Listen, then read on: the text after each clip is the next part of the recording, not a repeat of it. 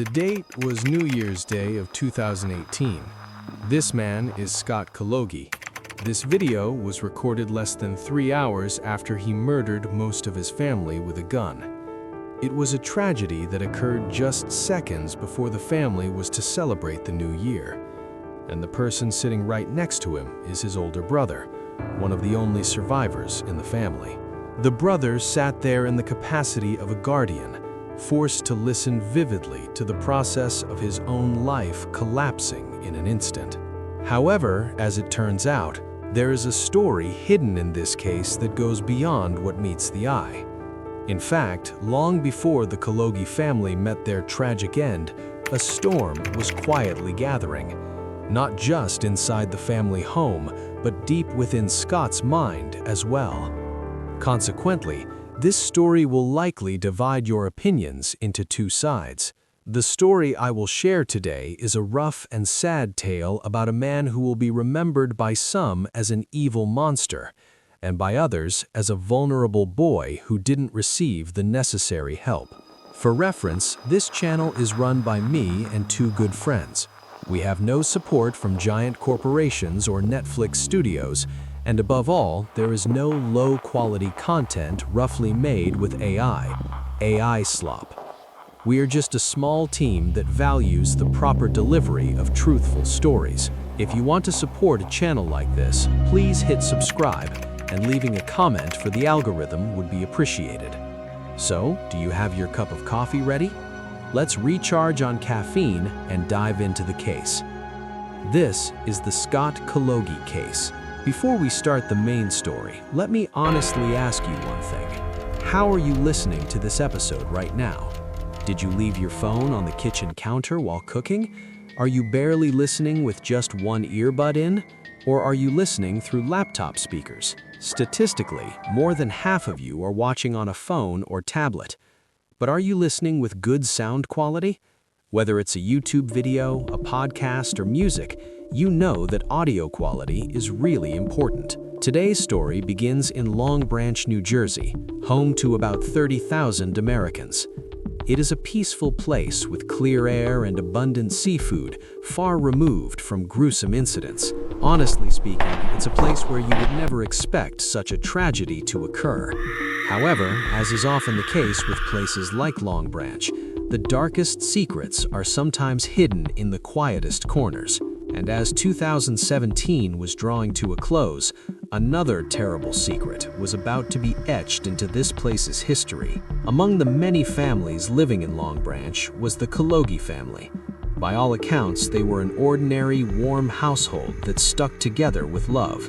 Their home on Wall Street was a place where family birthdays were celebrated grandly, Christmas was magical, and Sunday dinner was treated like a sacred event. The head of the household, Stephen Kalogi Sr. and 44-year-old Linda Kalogi, were incredibly devoted to their children. Truly perfect parents. This couple raised 4 children. The eldest son, Jonathan, daughter Brittany, and 2 younger sons, Stephen and Scott. The family didn't end there. Linda's sister Michelle and her husband Richard also lived in the basement apartment. Meanwhile, Grandpa Adrian and his longtime partner Mary visited the house almost every day, especially during holidays or events. Without fail, the house was full of vitality, and on the surface, it seemed full of love. However, within that warmth, there lived one person who was clearly different from the others. One of the youngest, Scott, was diagnosed with a developmental disability at a very young age. Because of these difficulties, he attended a special school for students in need of assistance.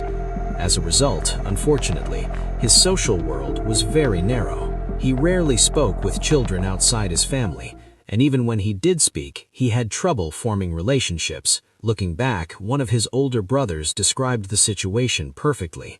Scott was completely different from other 16-year-old kids. Not only was he an isolated child who was innocent and knew nothing of the world, but he still believed in Santa Claus and slept in his parents' bedroom every night. Naturally, his parents, especially his mother, Linda, were overprotective of Scott. Linda dressed him every morning, prepared separate meals to suit his taste, and monitored his every move. But even the family's deep love couldn't completely cover their worries, because deep below the surface, an unspoken fear was lurking. The family had long suspected that there was something more to Scott than just developmental delays. It wasn't just a simple delay, but something much more concerning. Linda worried that Scott's bizarre behaviors might be due to a brain tumor, although he was never diagnosed. Angie ran to a neighbor's house in panic and pain and cried for help. The police were contacted immediately, and thus the investigation into one of the most gruesome murder cases in the U.S. began. Due to the terrible condition of the victims, investigators immediately concluded that the motive was not robbery or financial gain. The brutality indicated a twisted, sadistic killer. The challenge was that the culprit didn't leave clear traces like fingerprints or known DNA in the house. Nevertheless, the police began gathering subtle evidence from the neighborhood and the crime scene. One of the first breakthroughs came from neighbors' testimony. They reported seeing a black Chevy pickup truck parked near the Huffman house on the night of the incident. Specifically, it was around 11:30 p.m., which detectives identified as the time frame when the murders occurred. This caught the investigators' attention. Around 1:30 a.m. or perhaps 2 a.m. on April 13th, which was the time the murders occurred, a police officer discovered a man sitting alone in a black pickup truck near the Huffman house. The officer thought this man was suspicious and approached. The man in the black pickup truck immediately got out of the car and raised his hands as if expecting arrest. The officer briefly interrogated the man. The man said he was just driving. Since there was no obvious evidence of a crime at that time, the officer let him go with a warning. He had no idea he had come face to face with the killer who had murdered 2 people just hours earlier. This information immediately elevated the unknown pickup truck driver to a suspect in the double homicide case. The suspect was identified as a 25-year-old man who had recently moved to the area. However, because there wasn't enough evidence to arrest him, authorities placed him under 24-hour secret surveillance while forensic work was underway. Then, investigators began digging deep into the suspect's background. They found that he was living in a rented basement room a short distance from the Huffman house. A woman living with him told police that on the night of the incident, this man left the house around 11 p.m. and didn't return until 2 a.m. This time frame matched the crime time frame perfectly. As the investigation continued, detectives applied for a search warrant to collect physical evidence. During the surveillance of this man, officers saw him discarding a set of clothes. The clothes included a ski mask soaked in what looked like blood. They recovered it and found that the blood on the mask matched one of the Huffman victims. And notably, blood was seeped around the mouth area of the mask, implying that the wearer had pressed their mouth against the wounds, leading investigators to think this man had drunken their blood. On April 14th, 2 days after the murder, investigators made another important discovery.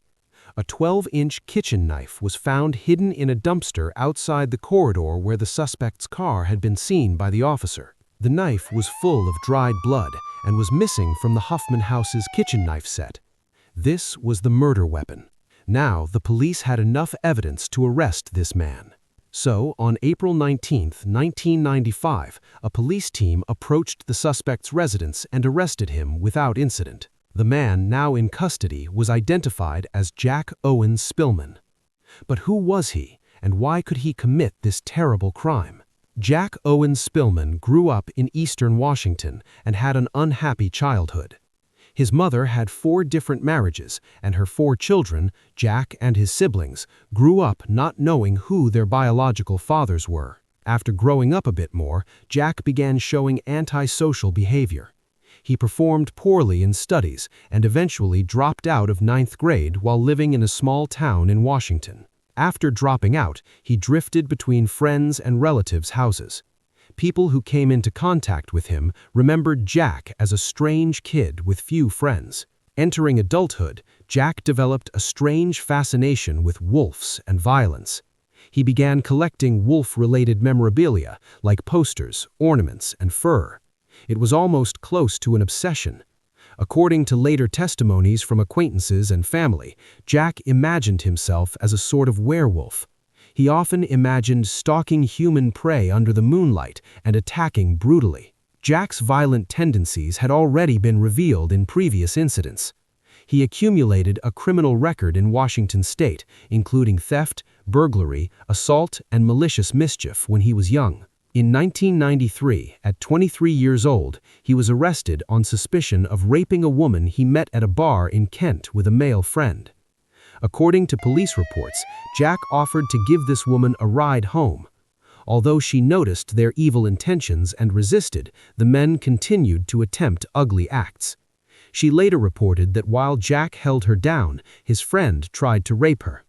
Fortunately, the woman escaped and reported it to authorities immediately. Jack was charged with first-degree rape in that case, but the charges eventually were dropped due to lack of evidence. While in prison, Jack fantasized about women and what he would do to them. A fellow inmate also said Jack always expressed that he wanted to become a notorious serial killer after release. In fact, he frequently talked about what he wanted to do to women with a strange intensity. In prison, he borrowed books from the library and obsessed over content about how to commit crimes and not get caught. He learned how to shave all body hair before a crime to reduce the chance of leaving hair and DNA. After the charges were dropped, Jack was released. Jack had an IQ of a fourth-grade student in adulthood, so he didn't have many job opportunities. Professionally, he drifted through various low-wage jobs. At one point, he worked as a butcher's apprentice, a fact later emphasized by prosecutors because of the way he mutilated the victims with precision and horror. Some sources even claimed that slaughtering animals aroused him. After being arrested, Jack was charged with 2 counts of aggravated first-degree murder for killing Rita and Mandy Huffman in Douglas County. These charges carried the possibility of the death penalty under Washington state law. Prosecutors declared they would indeed seek the death penalty due to the incredibly terrible nature of his crimes. By mid-1995, as forensic evidence piled up, the case against Jack for the Huffman murders became solid. The trial was scheduled for August 1996. Jack initially pleaded not guilty and appeared emotionless in initial court appearances. Despite facing the weight of evidence and potential death penalty, Jack suddenly changed his plea in the spring of 1996. 4 months before the scheduled trial start, Jack Owen Spielman made a plea agreement with prosecutors. He agreed to plead guilty to all charges in exchange for the state not seeking the death penalty. However, afterwards, in an extremely unexpected development, Jack admitted to another murder. For reasons still somewhat vague, Jack voluntarily confessed to killing another victim, 9-year-old girl Penny Davis. In September 1994, Penny told her older brother she was going for a walk but wouldn't go far from home. However, Penny did not return home that day. The girl's body was later found in a shallow grave on March 28, 1995. Until then, Penny's case was officially unsolved. However, as part of the plea deal, he resolved the case without a separate trial by admitting guilt in the Penny case. Jack's confession regarding Penny Davis surprised some in law enforcement. Authorities suspected his involvement because he lived in the same building as Penny at the time, but lacked direct evidence to charge him. Jack did not give detailed explanation of how he killed Penny, and her body was decomposed so the exact cause of death could not be determined. Jack refused detailed explanation, perhaps because the degree of depravity he committed was unimaginable. Nevertheless, investigators found that Penny's body was positioned in a terrible posture, similar to the Huffman victims. Later, news emerged that Jack returned to Penny's shallow grave after the murder, dug up the body, performed acts on the corpse, and buried it again. On April 30, 1996, Jack formally pleaded guilty to 3 counts of first-degree murder. He was 27 at the time of sentencing. Because of his barbaric acts against Rita Huffman, the judge sentenced Jack to life imprisonment without parole. For Mandy's murder, Jack received a consecutive 70-year sentence. Also, for the murder of Penny Davis, he was sentenced to 45 years and 6 months. Jack received a total of life plus 115 years, guaranteeing he will never leave prison as long as he lives. Basically, this result is equivalent to what a jury could decide if they found Jack guilty and spared the death penalty. Throughout the trial, Jack made no statements and showed not a shred of remorse for his actions. He spoke only briefly to confirm the guilty plea for the record. The court had to witness and hear the most terrible details of his crimes as prosecutors recited the evidence for the record. Victim family members were also present and had to hear what their loved ones went through in their final moments. Be careful when searching information about this case on the internet, because there are crime scene photos and some photos that are truly too terrible and can cause trauma. Finally, when the trial ended and the courtroom quieted down, what remained was not only the horror of Jack's crimes, but also the satisfaction clearly visible on his face. He wanted to be known as a notorious serial killer, and he achieved that desire. The only thing he was disappointed in, probably, was being caught too early. Trial evidence revealed a man completely possessed by fantasies of domination and death. Careful stalking, sadistic mutilation, returning to victim bodies. In reflection, detectives and prosecutors described him not as someone who lost control, but someone who sought control through cruelty. Even after receiving life imprisonment without possibility of parole, Jack did not apologize to the victims' families. Later, detectives said he felt no remorse. He felt a sense of accomplishment. Investigators who interviewed him described him as a sadist and narcissist, saying he gained great satisfaction from the notoriety of the crime.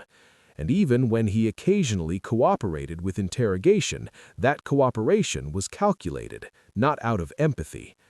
People believe that what he told police about Penny was to strengthen his legacy as a true serial killer with 3 confirmed victims. Jack Spielman's case is now called the Werewolf Butcher. Today, Jack remains behind bars for life, guaranteeing his fate that he can no longer harm innocent souls.